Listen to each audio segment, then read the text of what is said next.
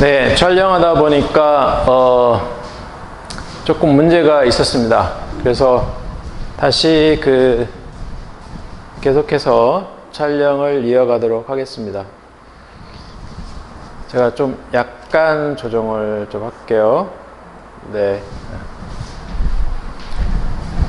자, 그래서 이 췌장에서 상당히 많은 소화 요소가 분비가 되고 소장에서도 이제 상당히 많은 그 소화 요소가 분비가 되는데 뭐 양적으로 보면 어떤 게 더 많은지 질적으로 보면 어떤 게 더 중요한지 뭐 이거를 구분하기는 좀 어렵지만은 어쨌든 췌장에서는 탄수화물, 지방, 단백질, 소화 요소들이 많이 분비가 되고 이 소장에서도 탄수화물을 마지막으로 이제 단당류로 분해하는 말테이스라든지 락테이스라든지 또 아이소말테이스라든지 스크레이스라든지 이런 주로 뭐 이당류 또는 올리고당류를 분해할 수 있는 그런 소화 요소들이 분비가 됩니다.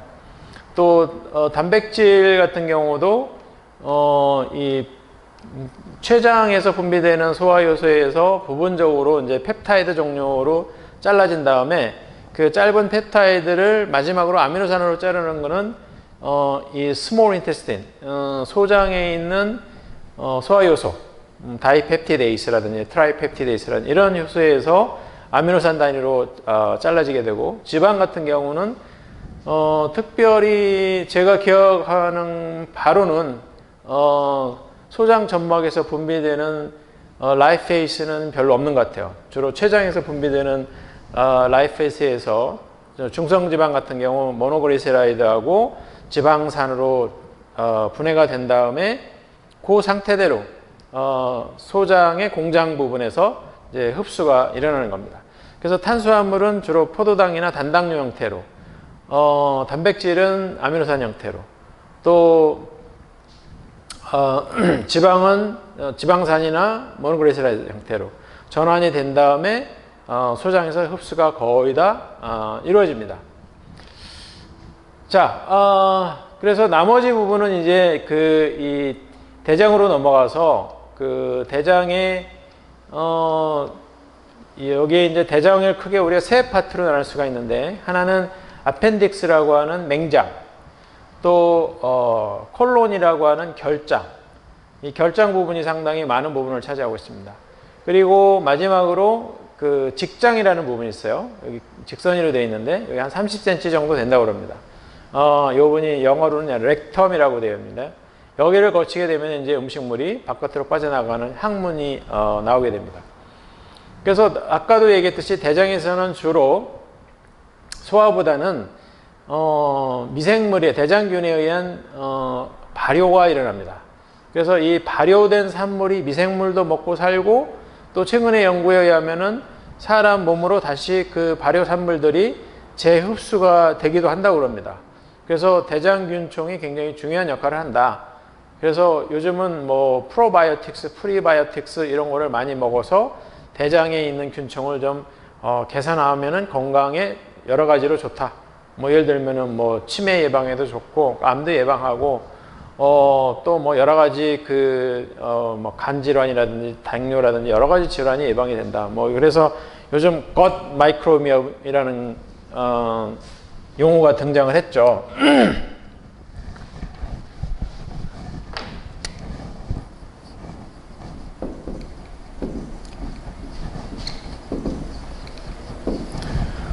우리말로 얘기하면은 뭐 대장균총 이렇게 얘기할 수 있는 대장에 사는 모든 균들을 총칭해 가지고 gut microbiome 이렇게 얘기합니다.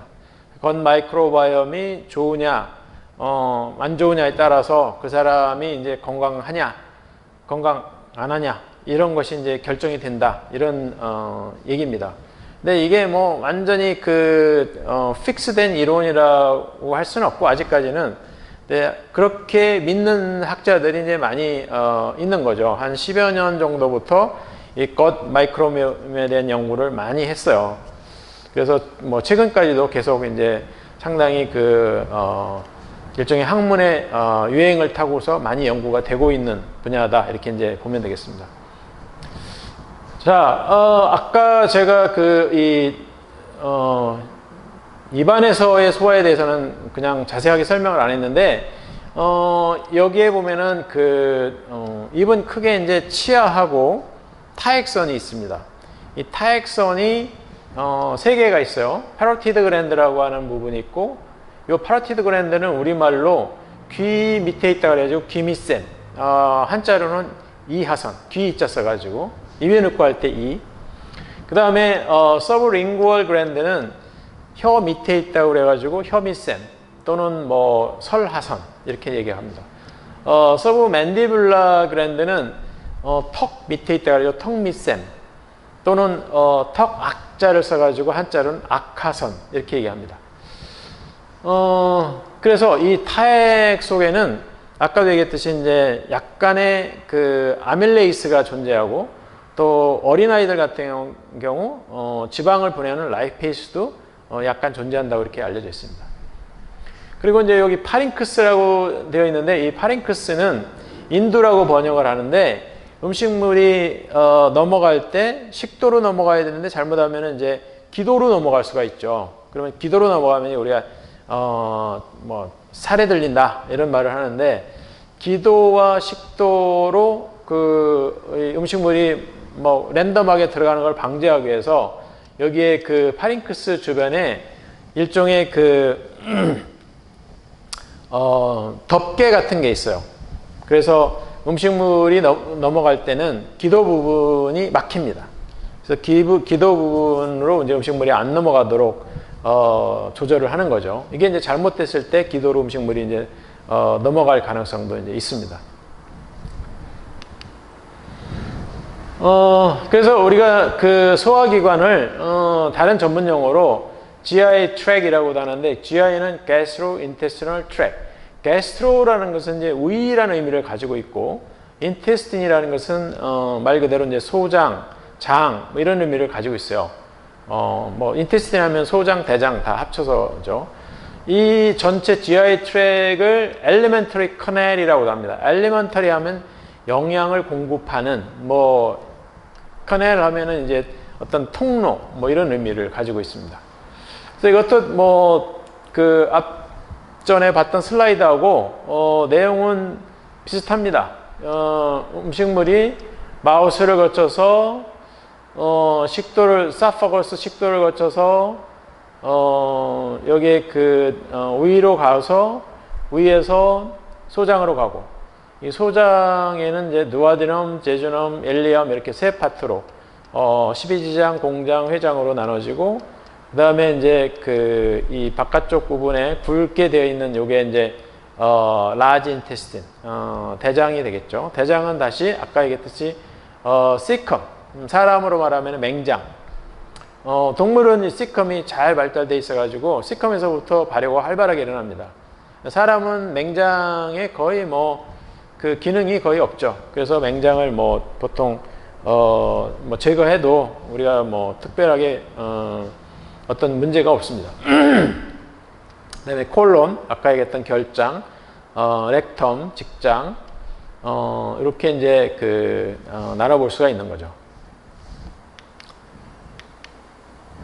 네, 그래서 이제 지금부터는 본격적으로 이제 하나씩 소화가 어떻게 이루어지는지를 한번 살펴보도록 하겠습니다. 일단 인제스션, 음식물을 섭취하는 행위를 우리가 인제스션이라고 하는데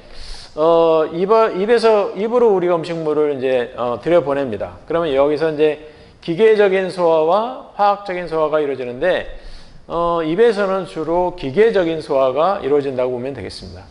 그래서 앞니로 자르고 송곳니로 찢고 어금니로 갈고 이런 작용을 우리가 메카니컬 다이제션, 기계적인 소화 이렇게 얘기를 합니다.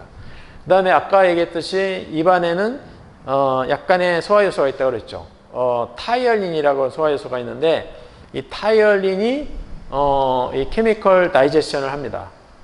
특히 이제 전분 같은 거를 분해해 가지고 메가당이라든지 뭐 아이소말토스 같은 종류의 전분이 잘라진 그런 물질을 만들어냅니다. 그리고 이 부분에 보면은 여기에 뭐 여러 가지 그 뭐 인두라는 부분도 있고 이 후두개라는 부분이 있는데, 후두개가 아까 얘기했듯이 음식물이 넘어갈 때 기도로 넘어가지 않도록 막아주는 그런 작용을 하는 것이 이제 이 에피글로티스라는 겁니다. 그리고 그 이 식도 여기 이제 보면은 관략근이 있고요. 여기 상부 식도 관략근이죠. 그래서 앞부분 우리가 이제 이 몸에서 관이 두 개가 있는데 앞쪽 부분에 있는 관이 기관지입니다. 폐로 가는 거고, 이 뒤쪽 부분에 있는 것이 이제 식도입니다. 그래서 음식물은 이 뒤쪽 식도 쪽으로 넘어가게끔 되어 있어요.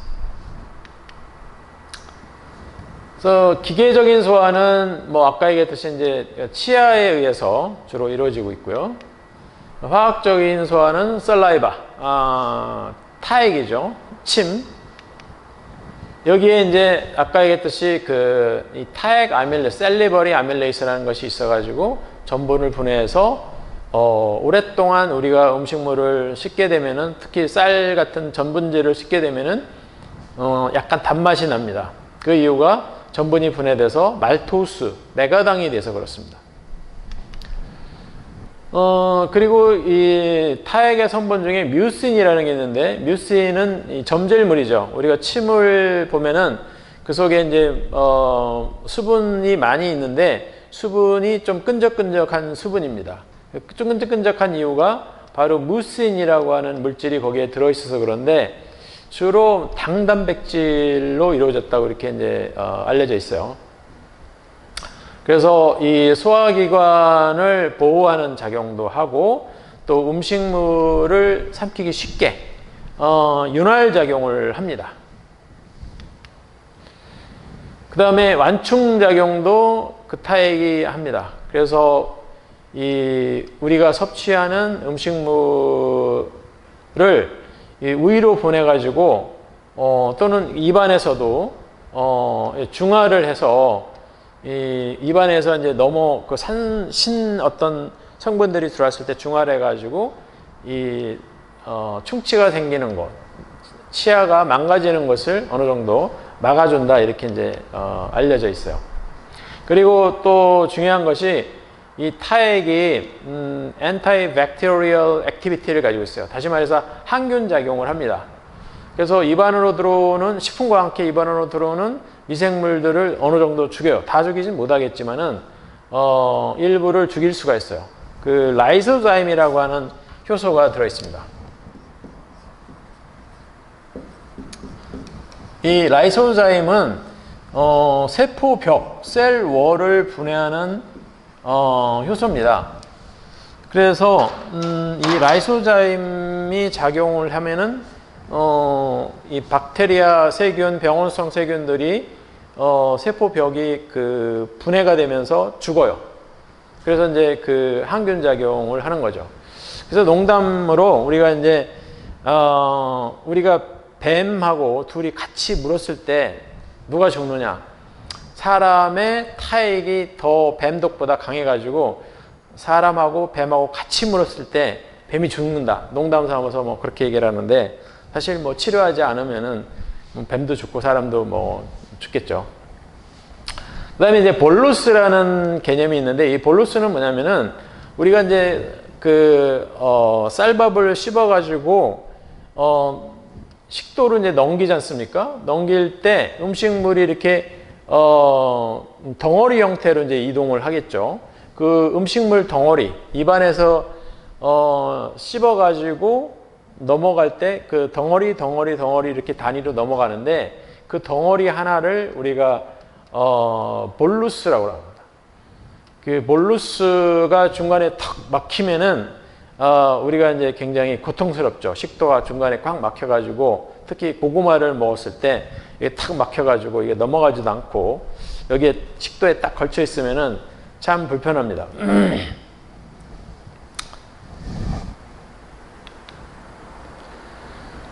네, 그래서 이제 음식물을 섭취하는 과정을 이제 설명을 해 놓고 있는데, 여기에 아까 얘기했듯이 입안에서 살라이바, 타액과 음식물이 섞여서 이제 음식물이 잘게 부서지죠. 그런 다음에 이거를 이제 우리가 꿀꺽 이렇게 삼키게 되면은, 꿀꺽 하는 순간에 에피글로티스라고 하는 요 부분이 앞부분 관을 막아버려요. 요게 이제 기관지죠. 기관지를 막게 되면은 음식물이 이제 식도로 이렇게 넘어가게 되고, 요 부분에 상도 식부 관략근 스핑크터가 있는데, 이 부분이 이제 열리게 됩니다. 열리면서 이제 음식물이 이쪽으로 이렇게 자연스럽게 넘어갈 수가 있는 거죠. 그래서 아까 얘기했듯이 음식물이 이렇게 넘어갈 때 이 식도가 가만히 있느냐? 가만히 있으면 넘어가지 않습니다. 이 식도가 연동 운동이라는 걸 해요. 연동 운동을 우리가 페리스텔시스 이렇게 얘기합니다. 페리스텔시스.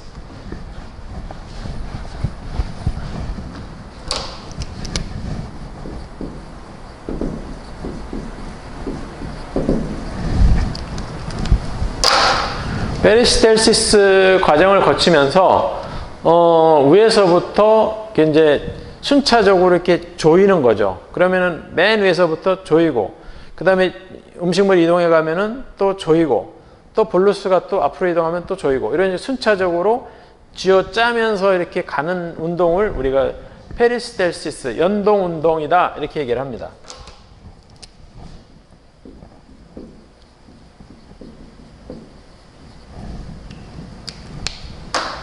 연동 운동을 거쳐서 이제 음식물이 위로 넘어오게 되죠. 이 식도는 소화는 이루어지지 않아요. 음식물이 단지 마우스에서, 입에서 위로 가는 하나의 카멜, 통로입니다. 그래서 위에 이제 음식물이 도착하게 되면 위에서 이제 활발하게 소화가 이루어지기 시작합니다.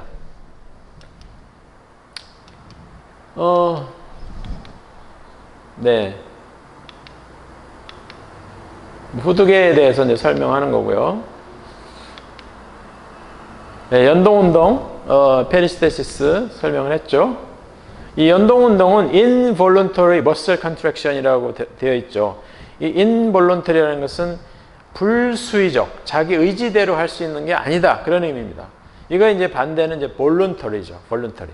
내가 2도 받고 3도 받고 이렇게 조절할 수 있는 것은 볼룬터리입니다. 수의적인, 의지적인 것에 의해서 이제 근육을 움직일 수 있는데, 이 식도는 우리가 의지적으로 식도를 얍 한다고 그래가지고 식도를 내가 움직일 수가 없어요.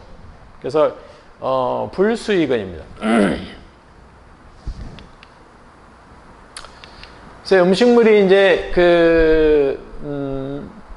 위로 갔는데, 여기는 이제 파링크스인데, 파링크스 부분은 정확하게 소화하고 관련 있는 부분은 아니기 때문에 그냥 위치적으로 어디에 있다, 그 정도만 알고 있으면 될 것 같습니다. 인두 부분이 굉장히 복잡하죠. 코하고, 코에서부터 시작해가지고 입하고 기관지, 식도 갈라지는 이 부분까지 전체를 우리가 인두 부분이다, 이렇게 이제 얘기를 합니다.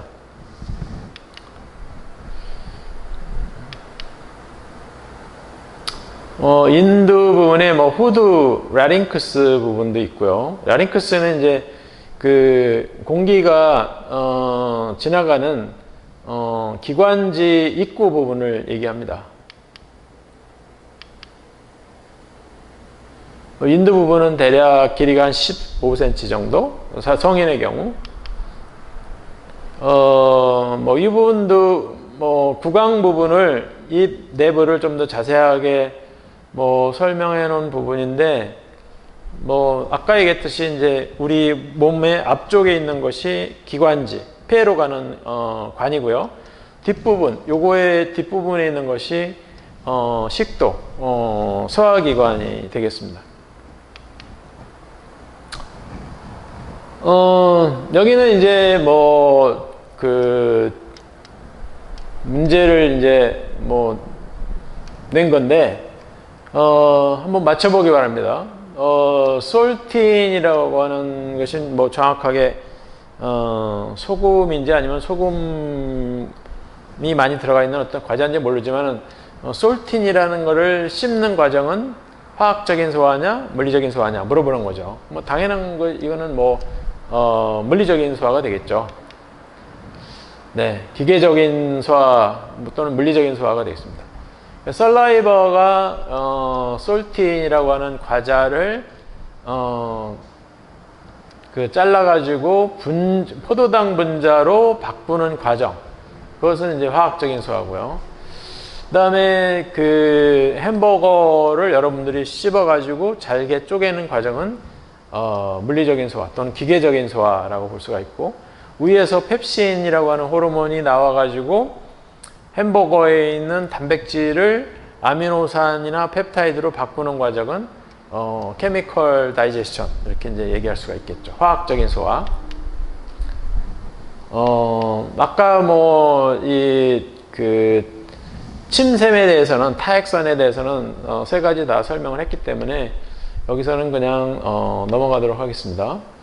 페리스탈시스, 연동운동도 식도에서 이루어지는 대표적인 음식물을 한쪽으로 이렇게 몰아가는 운동이기 때문에 이것도 설명했으니까 넘어가도록 하고요.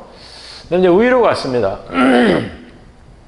위는 음식물을 저장하기도 하고, 또 템포러리 저장하는 거죠. 일시적으로 저장하기도 하고, 실제로 소화가 활발하게 이루어집니다. 여기서는 어떤 소화가 이루어지는지, 일단은 화학적인 소화가 이루어지기 위해서는 gastric juice가 분비가 돼야 됩니다. 위에 들어가면은 음식물이 위에 들어가면은 위에 있는 위산, 위에서 분비되는, 위 점막에서 분비되는 위산과 혼합이 됩니다. 그리고 위는 이 처닝이라고 교반 믹싱 작용을 해요. 그래서 이 음식물하고 위산하고 이렇게 혼합된 형태의 물질을 우리가 카임이라고 합니다. 카임.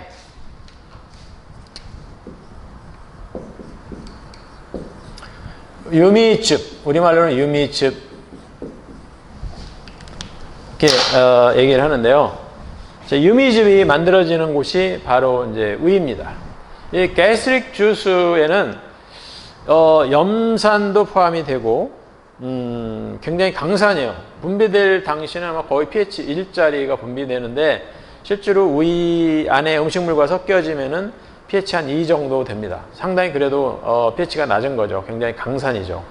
그 다음에 펩시노젠이 분비가 됩니다. 이 단백질 분해 요소인 펩시노젠. 그 다음에 인트린직 팩터라고 하는 내인성 인자가 분비가 되고, 그리고 점액 물질인 무커스가 분비가 되고, 위 벽에서는 상당히 여러 가지 물질들이 분비가 돼요.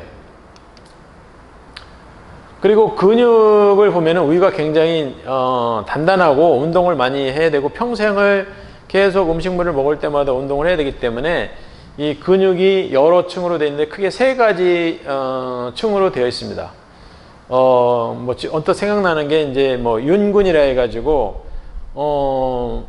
원형의 근육이 있고, 또 횡근이라 해가지고 이게 종주근이라고 해가지고 또 이렇게 위에서부터 밑으로 가는 근육이 있고, 또 하나 근육은 이름이 생각이 안 나는데 아마 이따가 다시 또 나올 거기 때문에 그때 설명하도록 하죠.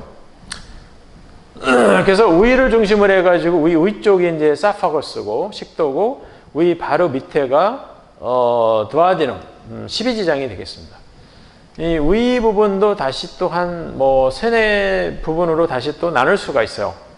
그 부분에 대해서도 조금 이따 다시 또 설명을 할 기회가 있을 겁니다. 그래서 위에서는 기계적인 소화와 화학적인 소화가 같이 이루어진다, 이렇게 이제 보면 되겠습니다. 위의 기능에 대해서 이제 여기 쭉 설명을 하고 있는데, 이 점막을 보면은 여러 가지 이 샘하고 연결이 되어 있습니다. 그래서 여기 취입셀이라고 하는 샘 성분이 있는데, 세포가 있는데, 이 주세포라고 우리말로 번역하고, 여기서 이제 펩시노젠이 분비가 되고, 파리에탈 세포라 해가지고 벽세포가 있는데, 여기서 염산이 분비가 됩니다. 우이산이죠. 우이산이 분비가 되고, 이 무커셀은 이제 점질 물질, 점액, 무커스를 분비하는 세포가 되겠습니다. 그래서 이 취입셀에서 분비되는 이 펩시노젠, 단백질 분해요소인 펩시노젠은 비활성, 불활성 상태로 분비가 됩니다. 왜 그러냐면은 이 단백질 분해요소이기 때문에 분비되는 도중에 주변의 이 관들을 관들이 단백질로 이루어졌기 때문에 단백질을 분해할 수가 있어요. 그래서 불활성 상태, 인액티브한 상태로 분비를 해야만 이 세포가 손상이 안 됩니다. 그래서 분해가 일단 된다면은 이 활성화가 뭐에 의해서 되냐면은 여기 그 염산이 펩시노젠을 활성화시켜요. 그러면 이제 펩신이 되죠. 이 펩시노젠에서 일부 펩타이드가 잘라져 나간 것이 이제 펩신입니다. 펩시노젠을 잘라서 다시 펩신으로 되고, 그래서 이제 일단 처음에는 이 염산이 펩시노젠을 펩신으로 바꿔주지만 그 다음부터는 이제 펩신이 스스로 자기가 이 펩시노젠을 분해해가지고 활성 형태인 펩신이라고 하는 단백질 분해 요소를 계속해서 만들어내게 되는 거죠.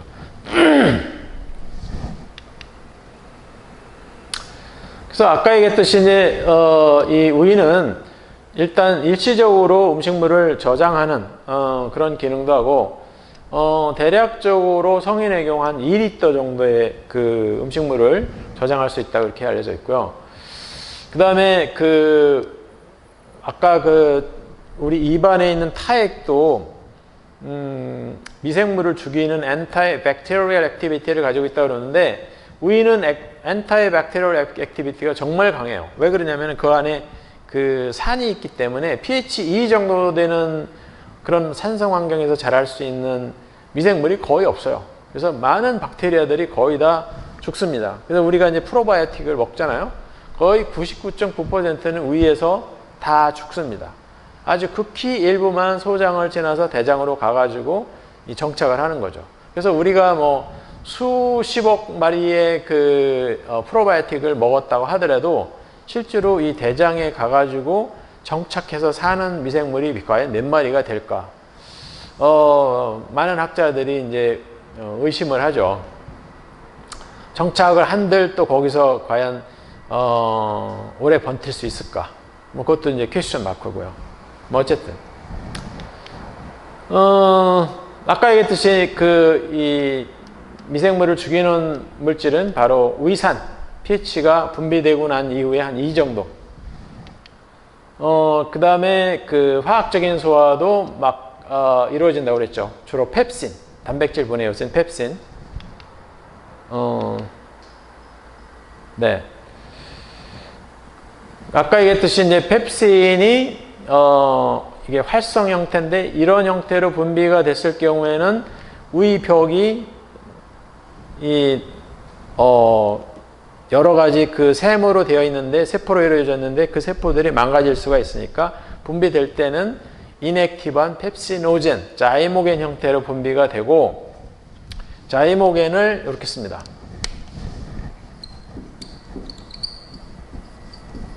이건 이제 인액티브한 형태죠. 인액티브한 형태로 분비가 돼서 일단 분비가 된 다음에 이제 액티브한 펩신 형태로 되기 때문에 최소한 분비되는 과정에서 다른 세포들을 손상시킬 가능성은 이제 줄이는 거죠. 그래서 이게 이제 그 얘기입니다. 우유도 결국 단백질로 이루어져 있고, 잘못하면 펩신이 이 우유를 분해해가지고 손상시킬 수 있는데 어떻게 그렇게 되지 않느냐? 바로 이제 이런 메커니즘 때문에 우유가 손상되지 않는다. 그 얘기를 이제 하고 있는 겁니다. 또 한 가지는 이제 세포 중에서 아까 무커스 셀이 있었는데 이 무커스가 위 점막을 이렇게 코팅하고 있어요. 코팅함으로 인해서 위를 이제 보호를 해준다. 그게 이제 두 번째 이유가 되겠죠. 자, 뭐 입에서 소화 설명했고요.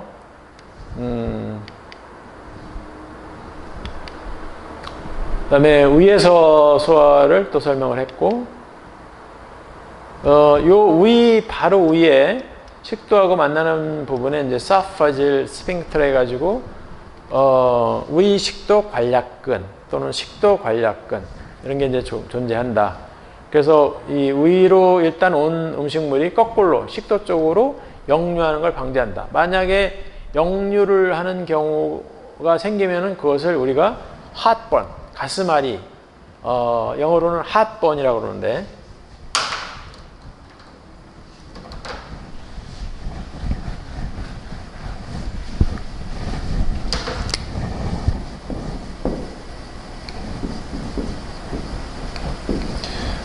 말 그대로 그 해석을 직역을 하면은 심장이 탄다, 뭐 그런 의미죠.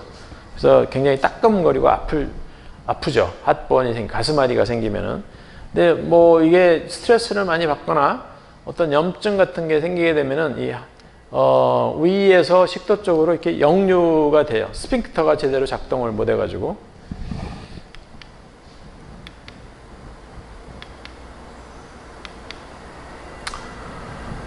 가스트릭 주스, 그 위에 있는 여러 가지 그 액체들, 성분들이 뭐가 있는지, 아까 얘기했듯이 이제 위산이 있고요, 펩신이 있었고,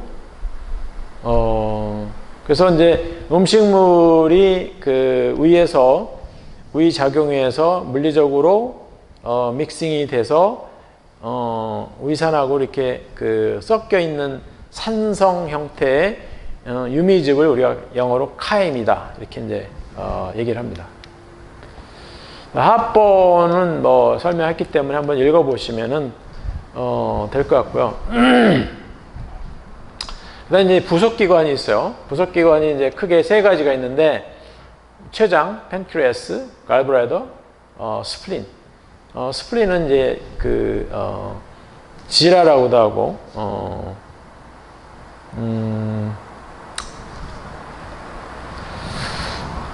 여기 보면은 이제 그 리버, 여기 간이 이렇게 있고요. 간 바로 밑에 갈브레더, 담낭이 있죠. 이 담낭에서부터 담관이라는 게 있는데 관이 있어요. 관이 12지장으로 이렇게 연결이 되어 있습니다. 이거 스프린은 위 바로 옆에 이렇게 있고요. 또 위 바로 옆에 뭐가 있냐면 췌장이 있어요. 이 췌장의 관이 또 이 12지장의 쪽으로 이렇게 연결이 되어 있습니다. 갈브레더는 아까 얘기했듯이 담즙이 간에서 만들어지는데, 콜레스테롤로부터 간에서 만들어지는데, 이것을 일시적으로 저장하는 저장고라고 보면 되겠습니다. 저장하고 이제 농축돼요. 이 담관은 담즙을 담낭에서부터 12지장 쪽으로 운반하는 그런 관이 되겠습니다.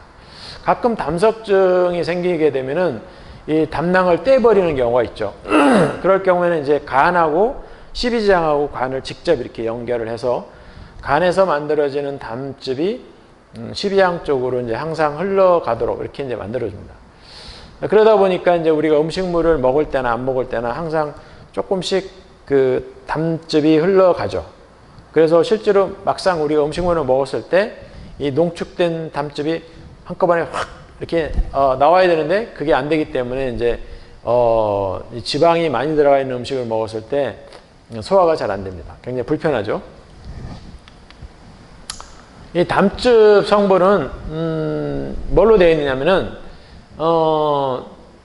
원래 그 콜레스테롤로부터 유도가 된 거기 때문에 이 콜릭 애시드 또는 디옥시콜릭 애시드, 리토콜릭, 체노디옥시콜릭 애시드 이런 것들인데 이게 또 약간 아미노산과 같이 결합을 해서 타우로콜릭, 글라이코콜릭 이 두 가지가 담즙을 이루는 주 담즙산입니다. 이 담즙은 굉장히 쓰고요. 약간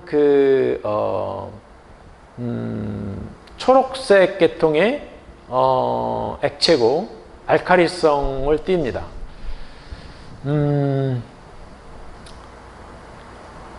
그리고 뭐 아까 얘기했듯이 이제 이 바일은 담즙은 지질을 유화를 해서 그 다음에 지방 분해 요소가 잘 지방을 분해할 수 있도록 소화할 수 있도록 도와줍니다. 이 컴포지션을 보면은 97%가 물이고 0.7%만이 이런 겁니다. 타우로콜릭, 글라이코콜릭, 담즙산염 0.2%가 빌리루빈. 빌리루빈은 우리가 이제 헤모글로빈이 적혈구 주 단백질인데 그 헤모글로빈이 분해가 되면 햄하고 글로빈으로 나눠지고 글로빈은 분해가 돼서 아미노산이 되고 햄이 또 분해가 되면은 이 빌리루빈이 됩니다. 그래서 주로 적혈구가 분해돼서 만들어지는 성분이 빌리루빈이고요. 지방이 한 뭐 0.5%, 콜레스테롤도 있고 뭐 지방산도 있고 레시틴도 있고 그다음에 무기 염료가 한 0.2 이퀴벌런트 정도 들어 있습니다. 팬크레아스는 아까 얘기했듯이 굉장히 활발하게 다양한 종류의 소화 요소를 분비하는 그런 기관이고요. 뭐 호르몬도 분비한다고 그랬죠. 인슐린과 글루카곤. 인슐린은 혈당을 낮추는 호르몬, 글루카곤은 혈당을 높이는 호르몬. 그러니까 우리가 굶었을 때는 글루카곤이 분비가 되고 우리가 음식물을 먹었을 때는 인슐린이 분비가 됩니다. 아까 얘기했듯이 팬크레아틱 주스는 거의 모든 영양소를 다 탄수화물, 지방, 단백질을 다 소화하는 그런 소화 요소를 함유를 하고 있습니다. 그래서 모든 소화는 소장에서 이루어지고 모든 소화는 소장에서 마무리가 된다. 이렇게 이제 봐도 됩니다. 팬크레아스 췌장에서 분비되는 대표적인 소화효소 같은 게 있느냐? 일단 단백질을 분해하는 효소 중에서 트립신, 카이모트립신, 엘라스테이스, 뭐 카이모트립신, 또 카르복시펩티데이스, 뭐 이런 것들도 있고요. 또 전분을 분해하는 효소 중에서 이제 아밀레이스가 있죠. 그다음에 이 완충작용을 하는 바이카보네이트도 이 췌장에서 분비가 됩니다. 그래서 우리가 췌액 중에 소화효소도 있고 버퍼도 있는 거예요. 그래서 여기 보면은 팬크레아틱 주스라고 되어 있는데 이 주스 안에 소화효소 버퍼 이게 이제 다 포함되어 있는 거죠. 이게 이제 관을 통해서 덕트를 통해서 십이지장과 이렇게 연결이 되어 있어요. 그래서 아까 얘기했듯이 전분을 분해하는 아밀레이스도 여기서 분비가 되고 이 버퍼인 바이카보네이트 중탄산은 이 산성 유미즙을 중화를 시키는 작용을 합니다. 그러니까 팬크레아틱 주스가 이 산성 유미즙을 중화를 해야만 소화 요소들이 이제 소화를 할 수가 있어요. 안 그러면 너무 pH가 낮아서 소화를 할 수가 없습니다. 이거는 이제 담낭에서 담즙이 이렇게 분비되는 과정, 그 관을 이제 보여주는 건데 또 이 췌장에서 췌장관을 통해서 췌액이 분비되는 과정을 이렇게 보여주는 겁니다. 이 부분이 이제 두아데놉이죠. 12지장이고 여기 췌장이 있고 췌장에서 췌액이 팬크레아틱 덕트를 이용해서 분비가 되고 이 담낭에 저장되어 있던 담즙이 이 담관을 통해 가지고 총담관이라고 그러는데 커먼 바일 덕트를 총담관 이렇게 얘기합니다. 총담관을 통해서 이렇게 분비가 되죠. 그래서 여기서 이제 음식물과 만나게 됩니다. 간의 기능은 아까 얘기했듯이 콜레스테롤로부터 담즙을 만드는 기능입니다. 이 담즙은 나중에 다시 설명하겠지만은 90% 이상이 재순환이 돼요. 리사이클이 됩니다. 그래서 두오데럐 12지장 쪽으로 분비됐다가 자기 임무를 다 끝나고서 소장의 말단 부분이 이제 일리엄, 회장이라는 부분인데 그 회장에서 재흡수가 일어납니다. 거의 90% 이상이 계속 재순환이 되고 나머지 한 10% 이내만이 이 간에서 새로 만들어집니다.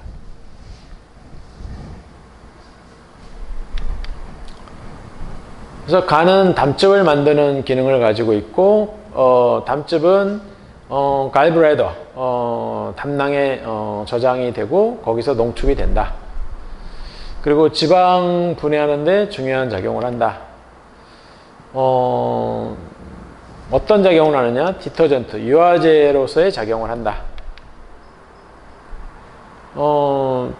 이 담즙의 색깔이 약간 갈색 내지는 초록색 이런 색깔을 띠는데 그게 바로 이제 레드 블러드 셀, 적혈구가 수명이 120일이에요. 4개월이죠. 4개월이 지나면 적혈구는 파괴가 됩니다. 그때 이제 햄이 분해가 돼서 이 빌리루빈이라는 게 돼요. 이 빌리루빈이 이 담즙에 포함되어 있습니다. 그게 이제 색깔을 띠게 되는데 그 색깔이 이제 약간 갈색 계통의 색깔을 띠게 됩니다. 그리고 그것의 영향으로 우리 응아도 피시스도 갈색의 색깔을 띠게 되는 거죠.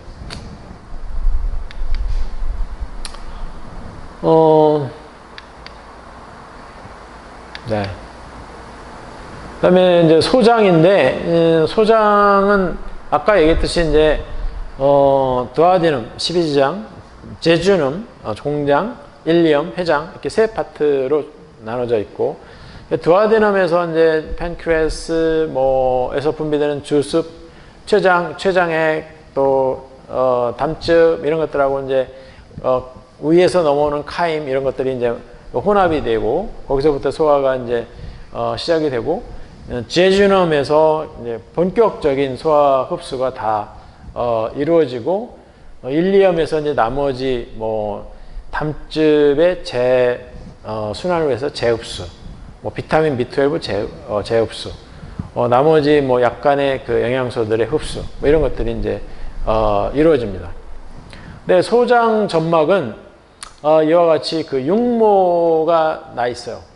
우리가 이거를 빌라이라고 그러는데 이 빌라이 하나를 보면은 빌라이 안쪽을 보면은 여기에 빨간색, 파란색 줄이 있는데 이게 이제 모세 정맥, 모세 동맥입니다. 빨간 게 동맥이고 파란 게 이제 모세 정맥인데 그 안에 또 노란 부분이 이렇게 기둥처럼 있는데 이게 이제 락티얼이라고 하는 유미관입니다. 유미관은 지방 성분이 흡수되는 장소고 이 파란색은 수용성 영양소, 아미노산이라든지 포도당 이런 것들이 흡수돼서 들어가는 곳입니다.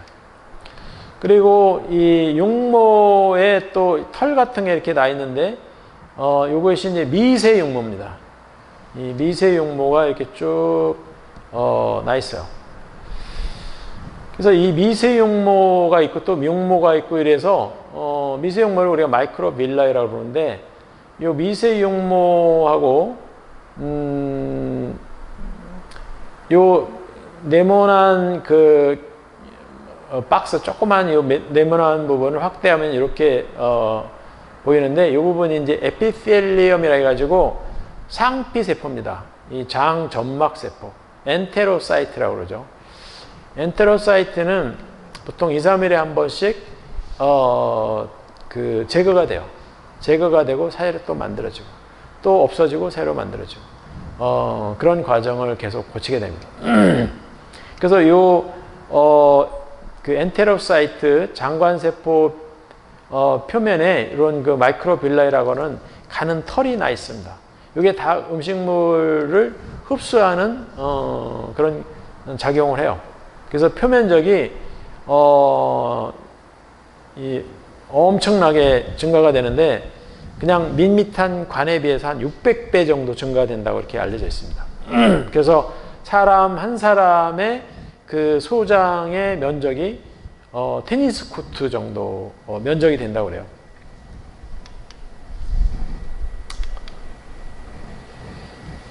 주로 그 소장에서는 이제 화학적인 소화가 이루어지고 있고요. 단당류와 아미노산이 흡수가 됩니다. 단백질이라고 되어 있는데 단백질 자체가 흡수되는 게 아니고 단백질이 분해된 아미노산이 흡수가 됩니다. 그리고 지방산과 그리세롤이라고 적어 있는데 이게 이제 잘못됐어요. 모노그리세라이드라고 해야 맞습니다.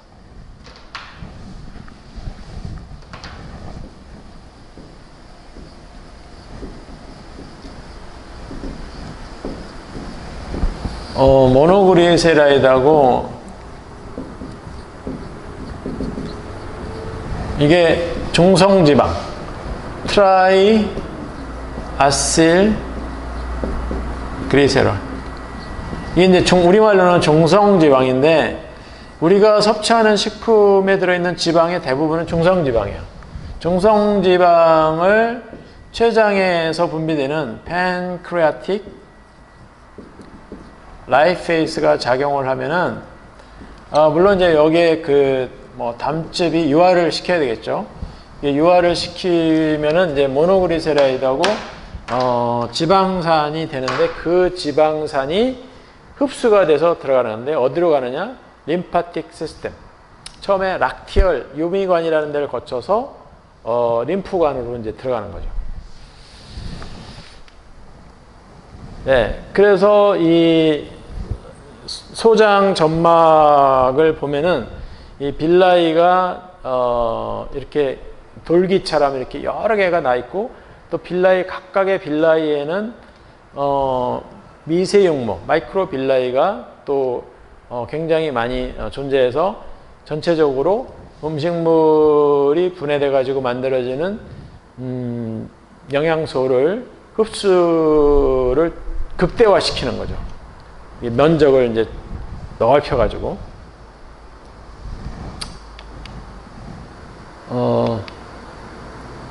그래서 소장의 주요 기능은 화학적인 소화. 소화뿐만 아니고 이제 흡수까지 이루어지고 있고요. 길이가 소장은 6m 정도 된다. 엄청나게 넓은 면적, 300제곱미터. 거의 테니스 코트 면적입니다. 아까 얘기했듯이 이제 빌라이라는 것과 미세육모, 마이크로빌라이로 이루어져 있기 때문에 이렇게 표면적이 넓어지는 겁니다. 구조는 이제 세 개 부분으로 뭐 나눠진다고 그랬죠. 아까 이미 다 설명했기 때문에, 네. 자, 듀오디넘에 대해서 조금 더 자세하게 설명하는데, 듀오디넘은 소장의 맨 첫 부분이고, 소장, 위에서 넘어오는 산성식품과 이제 만나는 부분입니다. 여기서 이제 이 췌장에서 분비되는 책, 그리고 이 갈브레드에서 분비되는 담즙, 이런 것들하고 이제 서로, 음식물이 이제 섞이게 되는, 그 부분이 되겠습니다.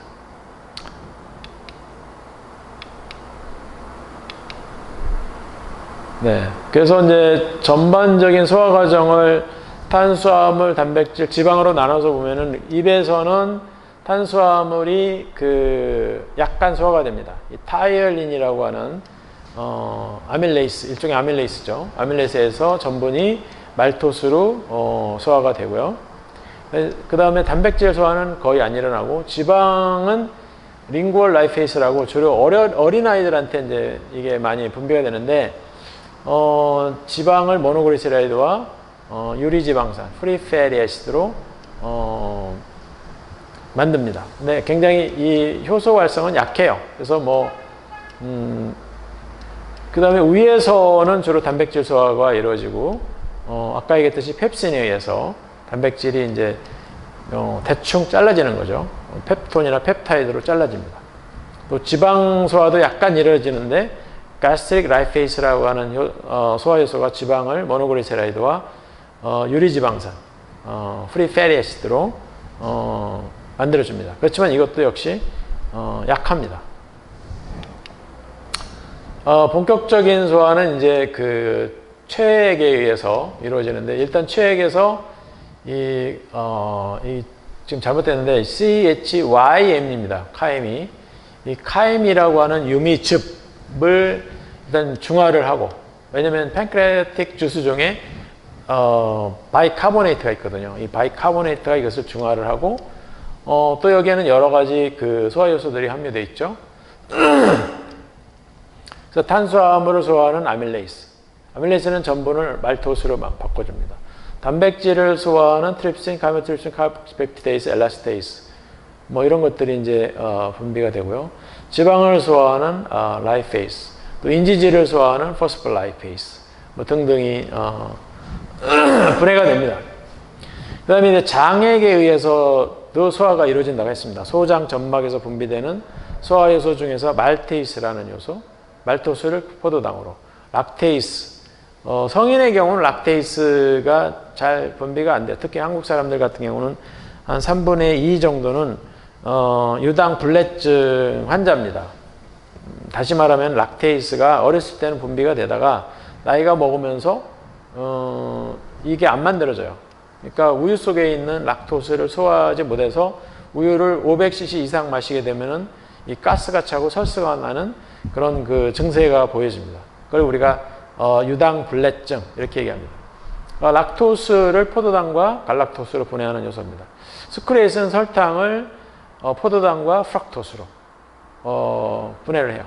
그리고 사카리데이스라는 효소는 이제 다이사카라이드, 2당류나 3당류를 분해하는, 단당류로 분해하는 그런 효소가 되겠습니다. 그 다음에 또 이 장액에는 단백질 중에서 적당히 이제 분해가 돼가지고 아미노산이 2개, 3개 뭐 이런 그 펩타이드들을 완전히 아미노산으로 분해하는 그런 효소들이 있습니다. 다이펩티데이스, 트라이펩티데이스. 또 아미노펩티데이스라는 것은 이제 펩타이드가 있으면 아미노 터미널, 앞부분이 이제 아미노 터미널인데 앞부분에서부터 아미노산 하나씩 차근차근 잘라나가는 효소를 아미노펩티데이스라고 합니다. 그래서 아미노펩티데이스는 장액에 있고, 카르복시펩티데이스는 단백질이 카르복시 터미널이 있는데, 이 단백질을 보면은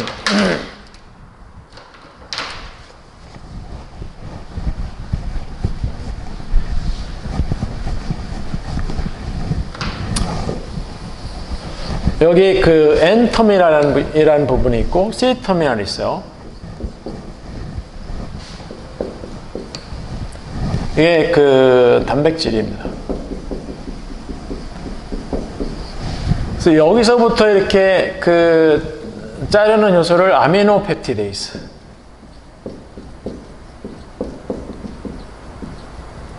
이거는 그 장액에 존재합니다. 인테스티널 주스에 존재하고요. 이 끄트머리에 있는 카르복실 기 쪽에서부터 하나씩 아미노산 하나씩 이렇게 자르는 요소는 카르복시 펩티데이스라고 그래요. 카르복시 펩티데이스. 이거는 어디에 있느냐면은 체액에 존재합니다. 체액, 팬크레아틱 주스에 존재해요. 그래서 그리고 지방을 분해하는 효소도 여기 장액에 있습니다. 물론 이제 주요한 지방 분해 요소는 체액에 있죠. 췌장에서 만들어져서 분비가 되는데 이 장액에도 지방을 분해하는 라이페이스가 분비가 되고 또 헥산을 분해하는 누클레이스도 여기서 이제 분비가 됩니다. 자, 소장에서 이제 모든 소화가 다 끝나고 나면 이제 영양소를 흡수를 해야 되겠죠. 대부분의 그 소화 흡수는 아까 어디서 이루어진다고 그랬죠? 네, 제주농 공장에서 이루어집니다. 그러니까 대부분의 흡수는 이 공장 부분에서 직접 흡수가 이루어지는데 우리가 섭취하는 그 액체 성분들의 한 90%는 소장에서 흡수가 된다. 그리고 이렇게 소장이 이제 흡수에 최적화되는 이유는 소장에는 이 빌라이라고 하는 육모가 존재한다. 육모가 존재함으로 인해서 소장의 표면적을 엄청나게 증가시킨다. 아까 얘기했듯이 거의 테니스 코트 정도 면적을 가지고 있다고 그랬죠. 그래서 이 여러 가지 영양소가 흡수되기 아주 좋은 흡수 효율을 높일 수 있는 그런 조건을 가지고 있어요. 그래서 이 흡수에 대해서 조금 더 자세히 보면은 이게 이제 육모인데 육모 안에 여기 보면은 모세혈관, 모세정맥, 모세동맥 또 가운데 노랗게 되어 있는 게 이제 보이는지 모르겠는데 이게 이제 락티얼 유미관입니다. 이 유미관은 뒤에 그 림파틱 덕트라 해가지고 림프관하고 연결되어 있어요. 그래서 지용성 성분들, 예를 들어 비타민 중에서도 지용성 비타민이 있고 또 지방 성분들 있죠. 콜레스테롤, 뭐 지방산, 종성지방 이런 것들은 분해가 돼가지고 소화가 돼서 흡수가 될 때 요 락티얼 유미관으로 흡수가 돼서 림프관을 거쳐서 흉관을 거쳐서 심장으로 갑니다. 반면에 수용성, 뭐 당류라든지 뭐 아미노산 이런 것들은 모세 정맥을 거쳐서 혈관을 따라서 또 다시 또 간이로 가서 그 다음에 심장으로 가서 우리 온몸으로 이제 전파가 되는 거죠. 네. 그 다음에 이제 요거는 오른쪽에 있는 요 그림은 장을 이루고 있는 장관을 이루고 있는 근육을 얘기하고 있는 겁니다. 근육이 이제 여러 층으로 되어 있어요. 위도 마찬가지고 이 장에 있는 근육도 여러 층으로 이렇게 이루어졌습니다. 롱기튜디널 머슬 해가지고 종주근도 있고 뮨근이라 해가지고 환상근이라고 하는데 원형근도 있고 뭐 그래요.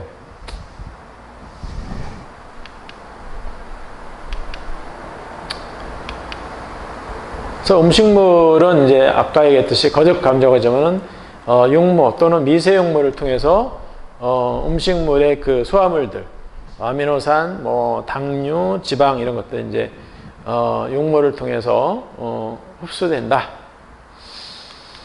이거는 이제 빌라이를 실제로 그 염색을 해서 사진을 찍은 겁니다. 흡수 기전인데 흡수 기전이 크게 세 가지가 있어요. Simple diffusion, Facilitated diffusion, Active transport 이렇게 세 가지로 나눌 수가 있는데 Simple diffusion은 말 그대로 농도가 높은 데서 낮은 쪽으로 그냥 이동해가는 연력학적으로 그냥 자연적으로 자연 순리에 따라서 일어나는 반응을 우리가 Simple diffusion 단순 확산 이렇게 얘기하고요. 반면에 그 Facilitated diffusion은 촉진 확산이라고 우리말로 번역을 하는데 음식물이 높은 데서 낮은 쪽으로 이동해 가는 건 이거하고 비슷한데 캐리어가 있어요. 트랜스포터라고 하는 단백질이 있습니다. 단백질을 경유해서 흡수되고 그렇기 때문에 포화가 돼요. 그러니까 무한대로 농도가 높다고 그래가지고 이게 빨리 이동하는 게 아니고 이 트랜스포터가 뭐 10개 있다. 그러면 10개밖에는 시간당 10개밖에는 한 번에 10개밖에는 이동을 못 시키는 거죠. 그 다음에 액티브 트랜스포터는 이 농도가 낮은 데서 높은 데로 거꾸로 이동해 가는 경우 그런 경우는 이제 에너지가 필요하겠죠. 그래서 에너지가 투입이 돼 가지고 이 성분이 안쪽으로 들어오는 경우인데 일반적으로 지방은 이 심플 디퓨전을 통해서 흡수가 됩니다. 지방 성분들은. 그 다음에 일부 뭐 무기질과 바이타민은 패실리티 디퓨전. 그 다음에 포도당 같은 경우, 아미노산 같은 경우는 거의 대부분 액티브 트랜스포트를 하는 걸로 이렇게 알려져 있어요. 그 다음에 이제 아주 드물게 피노사이토시스라 해가지고 굉장히 분자량이 큰, 예를 들어서 펩타이드나 단백질 같은 것들이 이렇게 그 세포막이 안쪽으로 접혀 들어가면서 흡수되는 특수한 메커니즘이 있습니다. 이런 피노사이토시스 같은 경우는 이 신생아 때 주로 활동을 하다가 나이가 먹으면서 이런 그 현상은 성인이 되면 거의 사라지는 걸로 이렇게 알려져 있습니다. 그래서 이 신생아 때는 이제 모유 속에 들어있는 이뮤노글로불린, 면역 단백질 이런 것들을 흡수를 해야 되기 때문에 그걸 분해해버리면 아미노산이 되니까 면역력하고는 아무 상관이 없어지니까 그 엄마가 가지고 있는 모유 속에 들어있는 그 이뮤노글로불린 그 단백질을 그냥 통째로 자기 몸으로 받아들이기 위해서 이런 그 피노사이토시스 메커니즘이 신생아 때는 작동을 해요. 근데 이제 나이가 먹으면서 이런 게 이제 필요가 없고 자가 면역이 생기니까 이런 기능이 이제 퇴화돼 버리는 거죠. 네, 여기까지 하고 좀 쉬었다가 하도록 하겠습니다.